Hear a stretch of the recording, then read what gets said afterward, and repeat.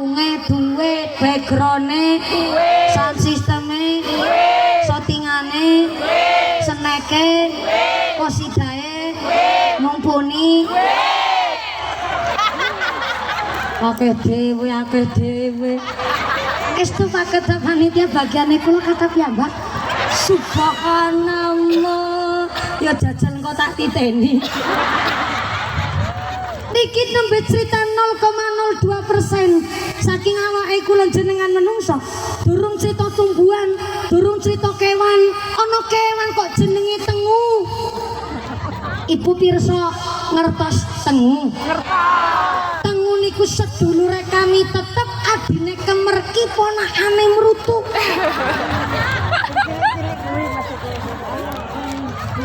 Tengu lho Cilacap ngerti tengu kok semowono ya pirsa tengu berarti kan tengune akeh.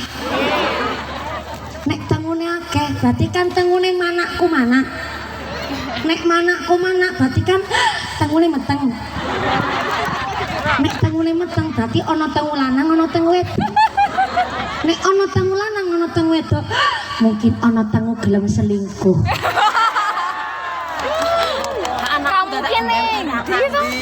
Kewan sakmono cilike uripe ning selempetan ning kelek. Lah kok ambekan berarti kan urip. Nek tengu urip berarti kan tengune mangan. Nek mangan berarti kan tengu direjeki nganti tengu urip ning selempetan kelek ya dikei rejeki karo Gusti Allah.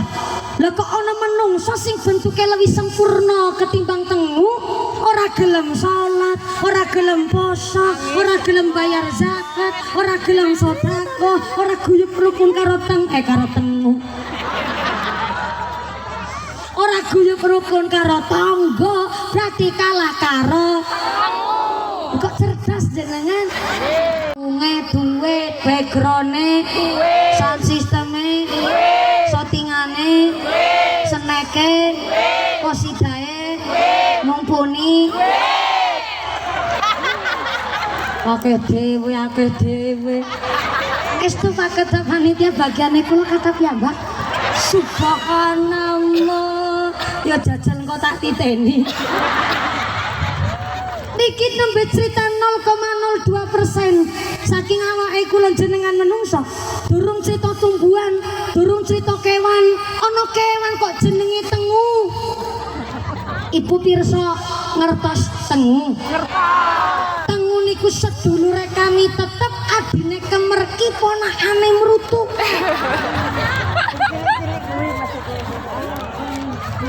Tengu lho Cilacap ngerti tengu kok semowono ya pirsa tengu berarti kan tengune akeh. Nek tengune akeh berarti kan tengune manakku manak. Nek manakku manak berarti kan tengune meteng. Nek tengune meteng berarti ana tengu lanang ana tengu wedok. Nek ana tengu lanang ana tengu wedok mungkin ana tengu gelem selingkuh.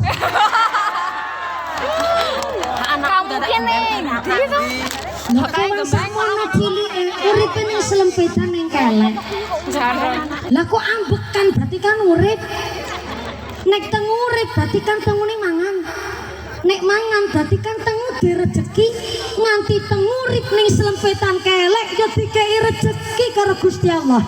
Lah kok ana menungso sing bentuke luwih sempurna ketimbang tengu, ora gelem salat, ora gelem poso, ora gelem bayar zakat, ora gelem sedekah, ora guyub rukun karo tengu.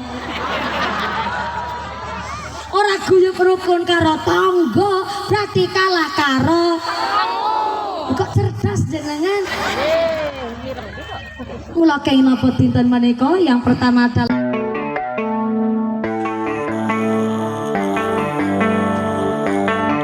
Baby, read the fine print. I've got baggage and it's all Gucci. Don't get too attached to me. Everybody act like the answer. One love like in the movies. Wasting precious time assuming